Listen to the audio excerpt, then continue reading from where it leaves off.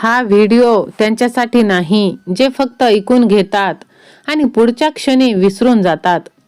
हा व्हिडिओ अशा लोकांसाठी आहे जे आयुष्यात खरोखरच सिरियस आहेत.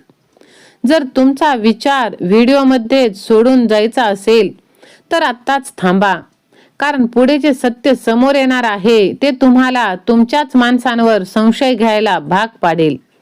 आणि एकदा हे सत्य समजलं की तुम्ही कधीच पूर्वीसारखे राहणार नाही. होय मित्रांनो, तुम्ही कधी विचार केलाय का, तुमच्या आजूबाजूला असे मुखवटे आहेत जे तुमच्या हसण्यामागे तुमच्या विनाशाची योजना आखत असतील. म्हणूनच यशस्वी जीवन हवं असेल तर काही लोकांपासून अंतर ठेवणं ही कमजोरी नाही तर शहाणपण आहे. कारण काही माणसं हळूहळू पसरत जाणाऱ्या विषासारखी असतात, जी आतून तुमचं आयुष्य उद्ध्वस्त करणारी असतात. तर मित्रांनो, लक्षात ठेवा, तुमचा शत्रू कधीच समोर येऊन तुमच्यावर हल्ला करणार नाही. तो तुमच्याशी मिठी मारतो, हसतो आणि योग्य वेळ साधून पाठीत खंजीर खुपसतो. सगळ्यात धोकादायक गोष्ट म्हणजे तुम्ही त्यालाच तुमचा मित्र समजत असता. शत्रू नेहमी तलवार घेऊन येत नाही. काही वेळ तो गोड हसत येतो आणि पूर्ण आयुष्य उद्ध्वस्त करून जातो. तर मित्रांनो, अशा काही लोकांची ओळख करून देणारा हा संदेश आहे.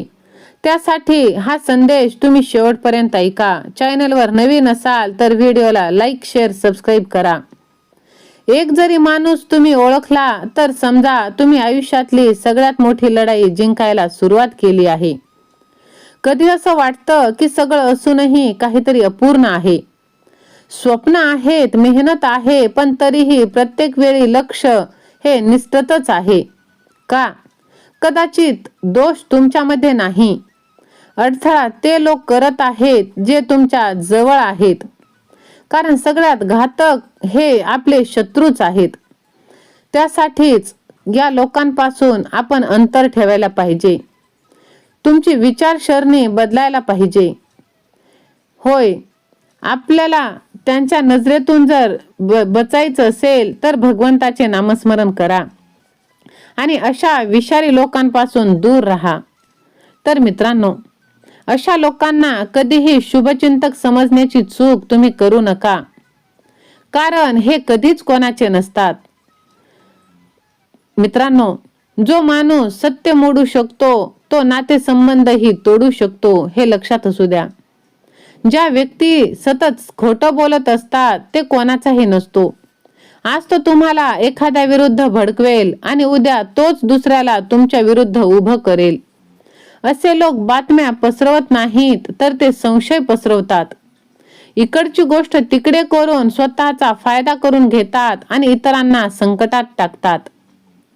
खोटं बोलणारी व्यक्ती कोणाचाच खरा मित्र नसतो. तो उघड शत्रूही नसतो, कारण तो परिस्थितीनुसार आपली भूमिका बदलत राहतो. जिथे फायदा दिसेल तिथे तो झुकतो आणि गरज संपली की मग लगेच सरड्यासारखा रंग बदलतो. अशा व्यक्तीवर विश्वास ठेवणं म्हणजे आपली प्रतिष्ठा, सुरक्षितता आणि भविष्य दुसऱ्याच्या हातात देणं.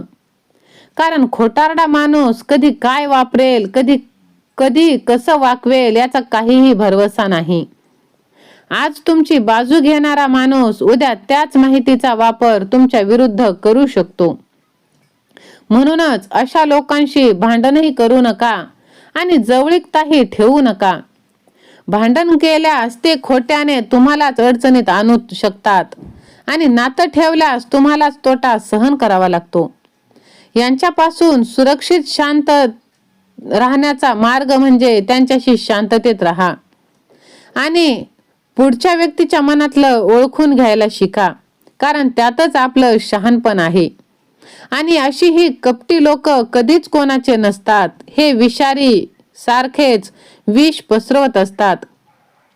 तर मित्रांनो, दुसऱ्यांचं गुपित जो सांगतो तो कोणाचाही होऊ शकत नाही. जो माणूस तुमच्या समोर इतरांचे गुपित सांगतो, त्यांचे भेद उघड करतो, तो हेच सिद्ध करतो की त्यांच्याकडे संयम नाही आणि निष्ठाही नाही. असे लोक नातेसंबंध जपत नाही, ते नात्यांचा व्यवहार करतात. आज विश्वासाची भाषा आणि उद्या त्याच विश्वासाचा स्वतःच्या फायद्यासाठी शस्त्र म्हणून वापरतात. तुमचं एखादं जरी गुपित त्यांच्या हातात गेलं तर ते कधी दबाव बनेल, कधी सौदेबाजी आणि कधी अपमानाचं कारण. म्हणूनच शत्रूला रहस्य कळणं धोकादायक आहे, पण मित्राला कळणं म्हणजे निश्चित विनाश. म्हणून वाद नको, पण मौनाची भिंत तुम्ही कायम उभी ठेवा. मूर्ख माणसाला समजावण्याचा प्रयत्न करणं व्यर्थ आहे.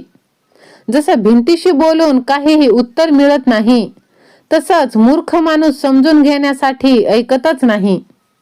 तो ऐकतो ते फक्त वाद घालण्यासाठी, स्वतः बरोबर असल्याचं सिद्ध करण्यासाठी.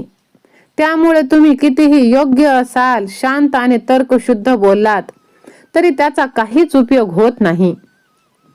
इथे फायदा शून्य आणि नुकसान निश्चित. याचा अर्थ असा की तुमचा वेळ, ऊर्जा, मानसिक शांती वाया जाते. वाद वाढतो, गैरसमज निर्माण होतात आणि शेवटी दोष तुमच्यावरच येऊ शकतो. म्हणून मूर्ख माणूस स्वतः बदलत नाही, पण समोरच्याला त्रास नक्की देतो. तर ते आपल्यावरती आहे, त्रास करून घ्यायचा की आपण शांत राहायचं. अशा लोकांना सुधारण्याची जबाबदारी स्वतःवर तुम्ही चुकूनही घेऊ नका. प्रत्येकाला वाचवणं, बदलणं, योग्य मार्गावर आणणं हे तुमचं काम नाही. कधी कधी खरी बुद्धिमत्ता ही लढण्यात नसते, तर योग्य वेळी मागे हटण्यात असते. होय मित्रांनो, आपलं शहाणपण हे आपणच समजून घ्यायला पाहिजे. कोणतेही लोक, त्यांना असं वाटतं की प्रयत्न निरर्थक. कोणाचंही यश त्याच्या दृष्टीने मेहनतीचं फळ नसतं, फक्त योगायोग असतो. त्यामुळे तो एकतर स्वतःही प्रयत्न करत नाही आणि समोरच्यालाही तो निराश करत असतो. अशा नकारात्मक संगतीचा परिणाम शत्रूपेक्षाही वाईट असतो. शत्रू किमान बाहेरून अडथळा आणतो, ज्याचा सामना करता येतो, पण नकारात्मक माणूस तुमच्या मनातच शंका, भीती, कमीपणा पेरतो, ज्यामुळे तुमचं मनोबल आतून संपायला लागतं. सतत तक्रार करणारा माणूस स्वतःच्या आयुष्याची असलेली चांगली गोष्टही ओळखू शकत नाही.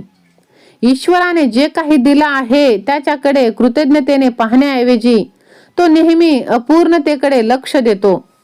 त्यामुळे आशीर्वादही त्याला ओझं वाटायला लागतं आणि सुखाच्या जागी त्याला दुःखच दुःख दिसू लागतं.